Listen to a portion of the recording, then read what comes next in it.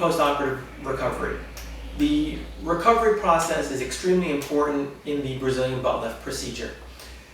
Since we're taking fat from one area of the body and transferring it into the buttocks, the fat that gets transferred into the buttocks needs several things in order for it to survive.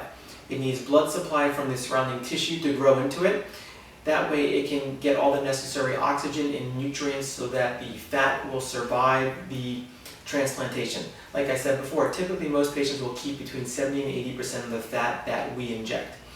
Some things that decrease the fat that we inject are patients that have been operated on before, because fat taken from an area that has been operated on before has scar tissue and the fat's not as viable, so we always like to take fat from virgin areas that have never been touched. The importance is trying to get the highest rate of survivability.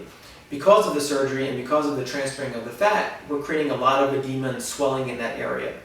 Typically, the patient is not allowed to sit on their buttocks for 10 days following the operation. They have to sleep on their stomach for the first month, no exercising for 6 weeks, and after 10 days they can start sitting again minimally, and when they do that they're going to be placing some support underneath the back of their thighs so that it's actually lifting the buttocks in the air, so you're not actually applying any pressure on the buttocks. The reason that you're not allowed to sit for the first 10 days post-operatively is that if you're applying pressure to the buttocks area, you're going to decrease the amount of blood supply that's going to the fat, and you're not going to keep as much fat.